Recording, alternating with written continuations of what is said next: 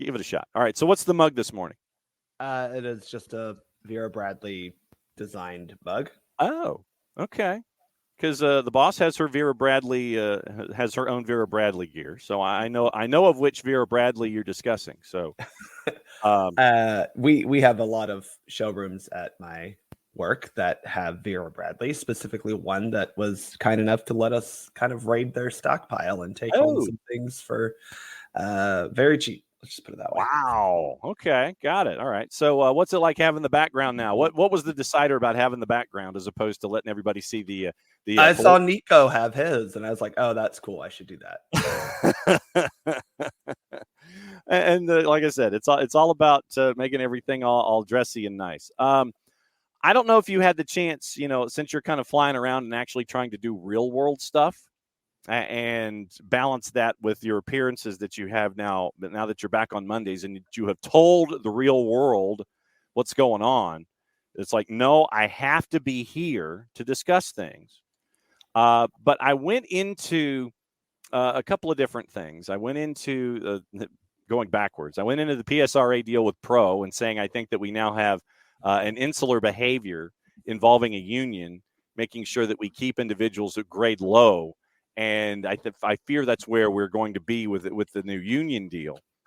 But I wanted to get into what you saw, and I can say this because there are pictures of you dropping $72 on an alleged chicken sandwich. It was $12 up at Geodis. So did you take the bus or did you park? No, I drove up Friday and then drove back after the game on Saturday. So how far away did you have to park? Well, the supporters tailgate lot is not a very far walk from the stadium. Honestly, the toughest part of the walk is climbing the mountain on which the stadium sits. That is absolutely true. And really, we were kind of, I guess, across the street from the park where the Nashville supporters tailgate. Okay. So yeah, it wasn't really far away. Okay, just checking. We played in the first hour. Mike's call on the Hani Mukhtar penalty and the VAR and the goal. We played that from inside the building. I mean, obviously you're in the supporters section. And so if I'm not mistaken, it was headed your way, if I'm not wrong. Mm-hmm.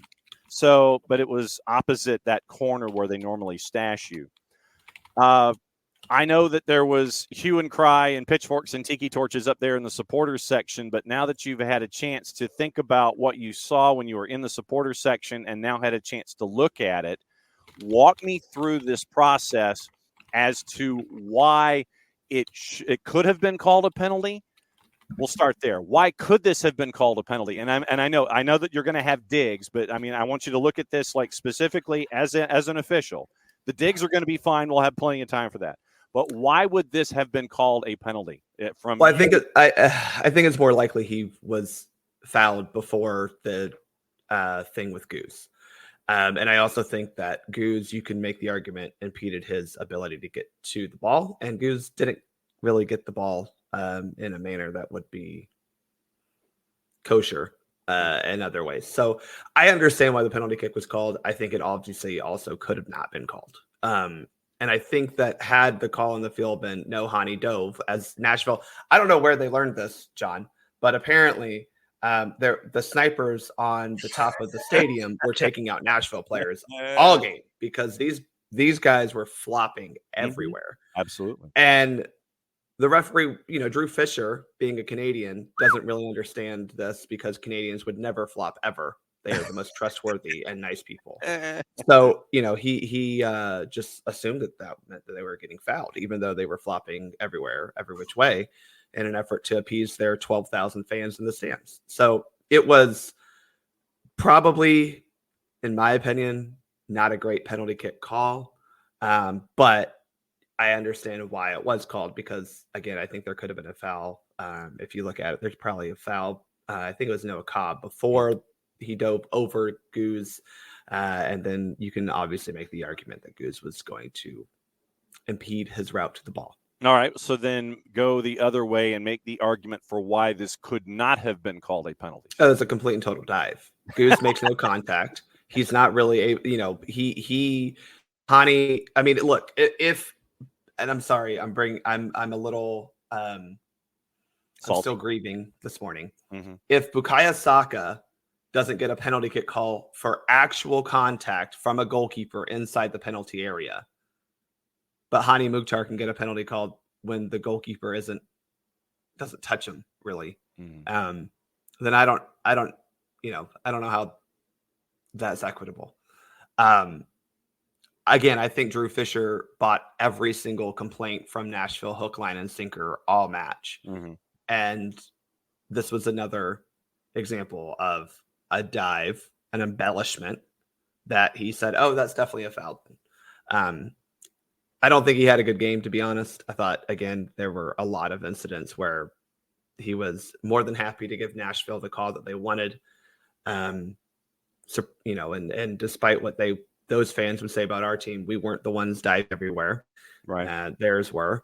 And apparently that's what you learn up in Nashville when, your team is also hot dog water and that hot dog somehow also costs $12. See, $72 for an alleged chicken sandwich and a hot dog. Yeah, I gotta be honest. That was it was a chicken burger. The patty was not as big as the from packaged pita bread thing that round that I had. Okay. No sauce on it. It was just cilantro and onion as a topper. Yeah. Maybe a little sauce, but it needed sauce. It was very dry. The potato chips that they served with it were decent. The seasoned potato chips, like the pub chips type thing. Okay. But the sandwich itself was suboptimal. Yeah. And hey, but I got a refillable soda for $9. Okay. All right. So now walk me through the idea of, and I also made a point to go back and play the John Gallagher moment from Decision Day back in 2020, where Gallagher is coming in with possession toward Eloy Room, and Gallagher slips on his way as he's continuing to charge. Room basically expands his person to try to take Gallagher out as Gallagher is slipping. That ended up going from penalty from Ismail Elfath to being overruled by VAR. So if I understand it correctly, if you're slipping, it's not a penalty if the keeper makes contact with you in the process of the slip and the play. But if you're diving or embellishing and you're going over and the back axle hits the keeper on your way by where you've made no contact until that point, that is a penalty. Am I right? I guess so. I mean, I guess we're rewarding players for free willying at 12 seconds before the keeper even starts his dive, to be honest. And Del, I won't want to say Del. I didn't get the barbecue sandwich. I don't know. I just didn't see it. Sorry. I was also looking to eat on the cheap. So then let me ask you this. If it comes to, should there be an allowance made in a call where both the player and the ball are not heading toward the net itself? Because Mukhtar plays the ball out to his left, away from Brad, and it's the motion of the offense is going away from the net, as is Hani. Ball's going away from the net toward the ad boardings, to the ad boards. Mukhtar is diving toward the ad boards also. There is no movement in that 45-degree angle toward the net. Should there have been an allowance made for that activity in this process? At least by VAR in review. No. Okay. Because if it's a foul, it's a foul. Okay. This is where I do think that I would love to see some change in the laws of the game that allow us to give non-penalty kick. Maybe it's an indirect free kick inside the box for things that are not obvious goal scoring opportunities, but it's also hard to argue that that's not an obvious goal scoring opportunity inside the penalty area when I know you said his play initially was not toward goal, but he's still 13 yards out, 14 yards out from goal, with no person really coming from behind him to catch up to it. So I don't know. I get what you're saying. I agree in principle, but I think when you look at the laws of the game, it's just foul, and it's a direct free kick foul inside the penalty area. Okay. Unfortunately. Okay. I want to get into Hani rules here. Jordan rules, Hani rules, insert your star player here. Which we don't get, by the way. I want that to be like, before we start this conversation, I'm going to echo Jason Longshore's long. I don't even know how long. I mean, I guess it's been going on for as long as Atlanta United has been in the league. Somehow Atlanta United doesn't quite get the benefit of the star treatment the way that other stars in this league get. And Hani got every benefit he could want. And Almada and Gigi weren't out there, but it seemed like we needed to have the most, obvious fouls in order for them to be called. And it's kind of disappointing. Yeah, and especially with some of the individuals that end up, in center circle calling these matches. But when it comes to, say, Jordan rules, Hani rules, star engagement, those kinds of things, I have about 9 different directions I can take this. But the idea that stars, even if they do not wear the captain's armband, can chirp at an official and can continue to try to sit there and figure out where the line is and push the line even further and further and further. When it comes to your observations, I would ask, why do you think some stars get it and others don't?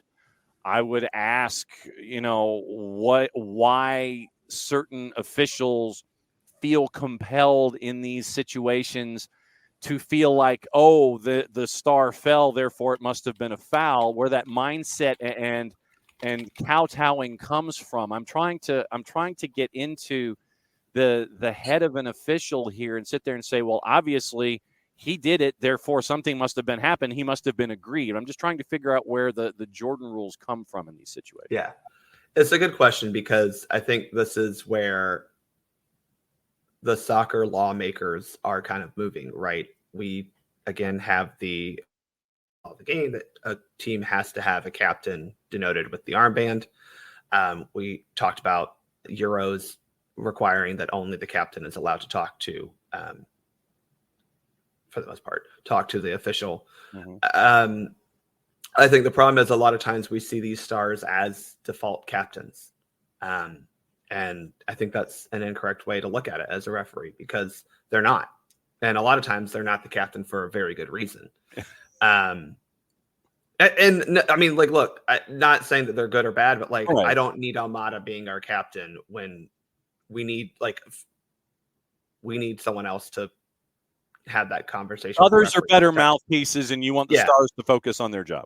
Exactly. Now, some of them, like Leo Messi, should be the captain, because Leo Messi will have clout over any referee ever in the world. Because he's, the greatest player who's ever laced him up and played this game. Right. But yeah, I think it's a great conundrum, because you obviously want to listen to the players as a referee. You want to be able to get feedback from players, because they're going to give you insights into things that you may not fully have, because you're not the ones, while you're out there in the field, you're not experiencing it. But there's I get this at least once a game. Ref, they're pushing me, and I'm like, yeah, I'm looking for it. And they're like, well, they're like, well, no, they really are. And I want to say, well, so are you.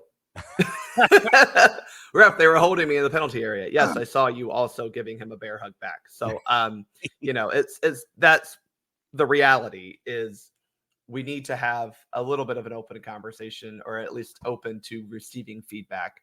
But when it comes to legitimately discussing calls or decisions, that doesn't need to be a group project from one team or the other. I know Messi gets to invite, the board of directors out there to have any conversation with the referee. When you see Busquets, Alba, Gressel on top of Messi, all surrounding a referee. And, that is something that I think needs to be changed, because those incidents aren't me as a player giving a feedback like, come on, ref, he kicked me. That's them trying to influence a call and a decision from the referee, either in that moment or moments later. And we do need to have safeguards, because it was supposed to be like, oh, don't do it, and it clearly hasn't worked, right? The crowding of the referee and all those protocols that we had in place hasn't worked. So hopefully the captain has to have an armband and only the captain can argue with the referee.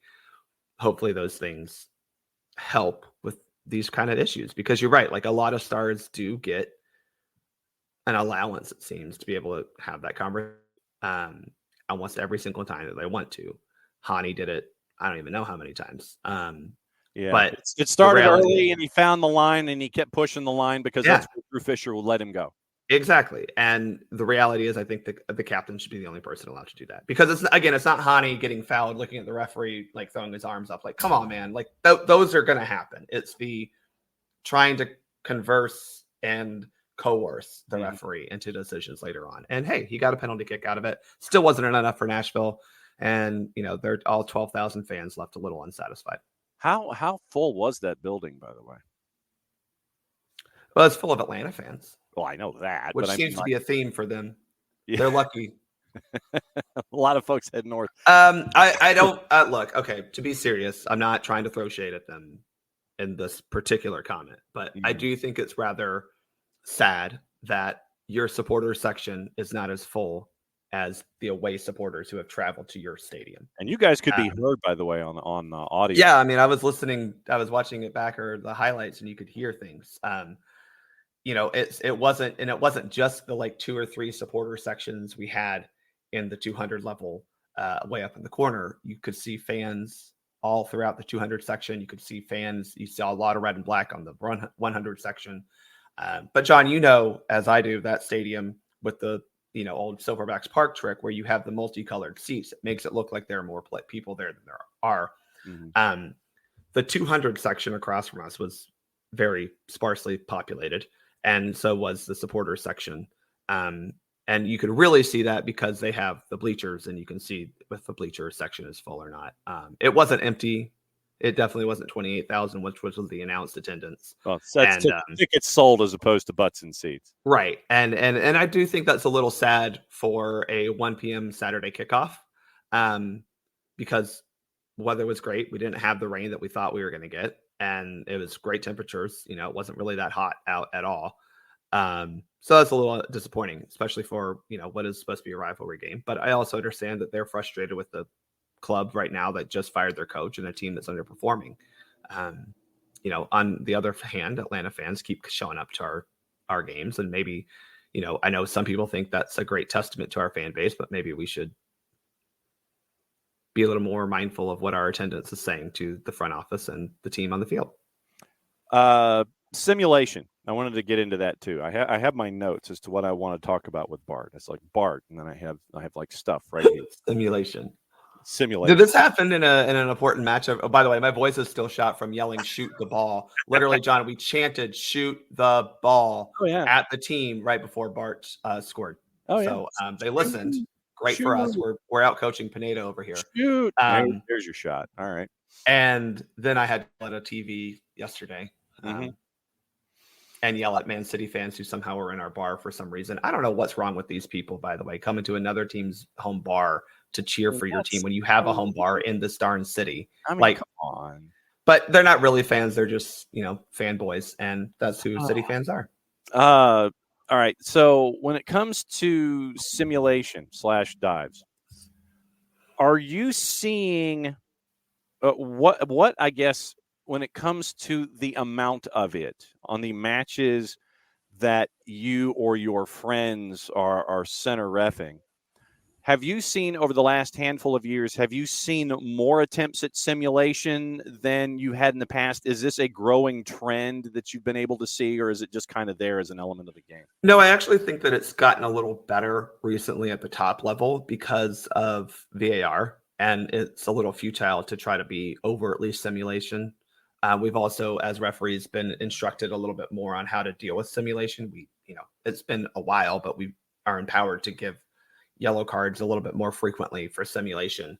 So I think it's gotten a little bit better, but I think, to an issue that I'm sure we'll talk about, in leagues that do not have VAR, you're still going to see it because you can game the referee and find a way to get an advantage out of it, because you do not have VAR to review it. And so, again, I think the Hani call, there's the slightest bit of contact, so therefore it's a penalty kick. But that contact is because the dude started diving 27 yards before he even reached the ball. Correct. Yeah. I mean, listen, John, I'm sorry. That was embarrassing. It wasn't like he dove over Brad. He dove over one step into the penalty area, 2-footed flop over. Absolutely. And I think it's really embarrassing to need that to find a goal against a team that's really good at not, winning games. So well, and what we got to see was that seemed to be that's their MO across the board. It's not just something where it's Drew Fisher let it happen, John. Yeah. I mean, you were there. There were so many things that it was, and then they didn't get a call that was obviously simulation. They cried about, of course. And that was really frustrating too, because it was like, buddy, you knew what you were doing. Yeah, and like I said, it seems to be a part of their MO now that, if they can't get anything squared away offensively, then they're going to try and goad folks into whatever call they can try and get and whatever they can get out of the officials. The no sub thing. Go for it. Yeah, one more thing. I appreciate a little bit that they are desperate to try to get an advantage in the game, which is something that, you have to understand. They're frustrated. They're not just in the game, but overall the season. So they are taking steps to try to game their advantage. So, yeah, I mean, literally, I've seen it like 98 times and it hasn't changed. The no sub thing, that was an odd stretch of the match. And I was still trying to figure out where, and if I remembered it correctly, it was substitution made, then player goes off, substituting player does not come on, even though he's standing right there with the fourth. Substituted player that is supposed to be substituted off comes back onto the field, and then he comes back off once the substitution comes back in. It was an odd stretch, and I'm trying to figure out what the hell was going on with that. Yeah, it is weird because substitutions are allowed basically at the discretion of the referee, right? We say, yeah, you can sub. Obviously, we're not going to say don't sub, but we basically get to decide, yes, this is the stoppage of play in which we're going to sub. But sometimes, and I this happens a lot more at the grassroots level for me, a coach will be like, no, I don't want to sub right now, because, I'm looking at them like, oh, they're up there to sub. And they're like, no, I don't want to sub because maybe it's a corner kick or a free kick. And they're like, I don't want to sub right now. Or they change their mind about something or something like that. I don't know what that situation was, because it felt like, oh, wait, no, we don't want to sub right now. And then it was like, wait, just kidding. We do want to sub right now. Yeah. And Drew Fisher may have said, no, you can't sub right now. And then he said, okay, maybe you can sub right now. I don't really know, John, but I was also like, what's going on here? Confused. You were as thoroughly confused as I was. It was weird, right? It was like, okay, so what are you doing? What are we doing? So yeah, I wanted to get those particular elements through here. Like I said, I don't know if our resident United, maybe he thought it was like Georgia soccer rules where you can only sub on your possession throw-in. Yeah, and so I said, I don't know what the hell was going on with it, but I wanted to ask. Also, the Gabriel Jesus possible handball before the Kai Havertz goal, sir. Yeah. Watching this live, I didn't even notice that it would be a handball, right? I think that was the first thing, is like, I watched it live and I was like, yeah, he just chested it down. Obviously, you see the replay and it does hit his arm. I think there are multiple things that went into ultimately not giving this as a handball. One, I think they could have done this sooner, which is going to be a theme that the Premier League needs to get its act in order in totality. But the theme of this was, I know. The referee was called to the monitor to make the decision. So this is the referee, the center referee, being able to make a decision with video evidence based on how he has been calling or sees the game. And for him, I think he saw a ball hit kind of that sleeve boundary area which we kind of have been given as the anything after the armpit, which we kind of use as a sleeve, even though most of the time the sleeves go beyond the armpit. That plus the arm being very much against the body. I think those were kind of the two factors that allowed Oliver to stick with his decision that it wasn't a handball, right? I'm going to agree with it because I am an Arsenal fan, and we deserve all the breaks that we could get, and still couldn't get the breaks that we needed. But I think it's one of those where I like the fact that the center referee was the one who made the ultimate decision based on the video review, not. I think it was Stuart Atkinson, right? In the VAR. Stuart Atwell, yeah. Atwell, sorry. Yeah, Stuart Atwell was VAR, yes. Not the VAR re-refereeing. And that's what we do. The one thing that I will say about the Premier League is I don't think they do VAR correctly. And I think the legitimate gripe is that a lot of times it feels like the VAR is the one re-refereeing the game, as opposed to, there are some things that the VAR, their job is to get it to make those decisions. Like, was he in an offside position? Was the ball in and out of play? But these are the types of things where you need to say, hey, ref, we think we see a handball at this instance. You need to come look at it. And that's where these types of decisions need to be made, is on the field at the monitor. I feel like in other leagues, you see more referees going to the monitor to make decisions. Even if they're in a Yeti cooler, they go to the monitor to make a decision. And in the Prem, that seems to be the anomaly, right? And I think they need to kind of get closer to let the on-field referee use the video equipment to make his own decision. Okay, well, it is that time where Drew has found a quiet spot, and we bring in Drew to discuss things. And so now we have Arsenal and Manchester United. I have a bone to pick with Drew. Here we go. Why can't you and all the other damn teams in this frickin' league take points off of Man City just once a year, please? This is all your fault. Well, I mean, did last year and the year before that, but just not when you needed it the most. I know. I am taking a little bit of exception, and Drew, you can, since you are not an Arsenal fan. The idea that we bottled it is quite annoying because we did just about everything we could. We have as many wins as City. We conceded fewer goals than City. We had 89 damn points this year. So I don't know how that's bottling it. Well, were you in first place? At some points, but we all knew that our first place was because of City. How many points ahead of City were you before you bottled the first place? I mean, it is what it is. I mean, but the thing is that our first place we all knew was a little bit false because of the matches played. Like, if you want to look at a team who bottled it, no one's looking at Liverpool, and that's just because Klopp, everyone wants to be nice to him. They were legitimately in first place, and look at them. No, I know, but Liverpool's won some trophies recently. We have FA Cups. When finishing and not winning it and being in first place, arguably the majority of the season, that's arguably the definition of bottling. Right. Sorry, we didn't. Sorry, we took 4 points off Man City. Our bad. No, it's all good. Oh, maybe next year.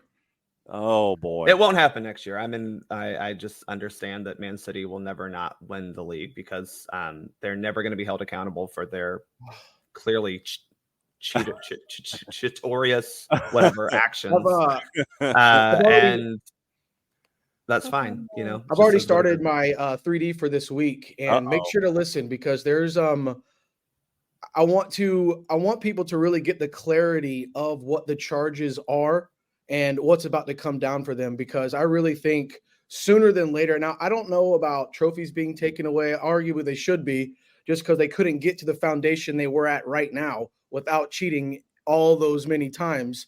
But, I mean, listen, without cheating, without being who they were, I mean, it's arguable that Arsenal would have ran away with the trophy 3 months ago, So I can't wait. But again, we don't know how. I mean, look how quick they were with Leicester City. They aren't even in the league anymore. I know. And they're saying Leicester moving up, they're going to have, they could possibly have points taken. Why can't we get to the team that everybody wants to know about? The most important part of this league. And let's be honest, four titles in a row. It's easier to pick on the little. It's easier to pick on the little guy. Yeah. 6 of the last 7. The only time they didn't win is because of COVID. Yeah. Something's got to be answered about it. And I don't think it's really sour grapes coming from a United fan or an Arsenal fan. Facts are facts. 115 charges, and that's all we know about. So I just think that something's got to be done. United went on their tear back in the 90s and ran off all of the trophies and whatnot. I just feel that was a different era. Now with so much involvement, now with so many more people involved. I read a tweet yesterday. Someone said, congratulations. Premier League, you're now the French League. And I don't know how I feel about that, but there's some truth behind it. Isn't that what the Premier League fans have always said about continental leagues? Is that you only have one team that's good and the rest of them are bad? Bayern isn't winning the league this year, but they've won at 28 million league. That's the Harry Kane effect, Bart. I agree. It is Harry. Obviously, this is what you get for signing Harry Kane. But PSG's won it how many times in a row? Bayern's won I think this is going to be only the second time in 15 years they haven't won it. Yeah. City is dominating this league, and there's some case to be made that dynasties are good, right? You want to beat, but we look at it from an American perspective and you go, well, yeah, the Lakers dynasty, you achieve that in different means than the way Man City has achieved their dynasty. Yeah, and to your point, we're going back a decade of building this thing in financially unethical. I don't even know if that's the word. I think financially shady ways, and to your point, it's not just because Alex look at spending. It's not just spending. It's not just transfer money, because look, everyone spends a lot on transfers. They're getting out of control. UEFA/FIFA need to figure out ways to control transfer fees. However, it's wages, it's unreported wages, it's unreported money is being sent to people who somehow are getting paid off of a free transfer for the greatest player in the world. There's a lot that goes into it, more than just we spent a lot of money to acquire this player. Yeah, and I think you hit the nail on the head when you said shady, because it's almost getting into racketeering for the Premier League. Can't say that. Oh, Bart. It feels very SMU. I'll just put it that way. Here we go. Bart, I think this might be the image that folks might be looking for. Yeah. Exactly. So it just makes me mad. Yeah, that's the still that folks that successfully zabrooted the activity when it came to the Honey Mukhtar swan dive. That's what you're staring at. See, I've got to do it with. I've got to twist my wrist. There you go. Yeah, we had it. There it is. There it is. So there's your zaprudered still of Hani starting the dive up and over the top. There we go. All right. So, all right. Bart, what's the latest with SoccerForUSPod? Well, there's a U.S. men's national team roster coming out reportedly today. So we'll be recording probably tomorrow about that and have the episode out on Friday. Also covering some of the FIFA Congress decisions that were made.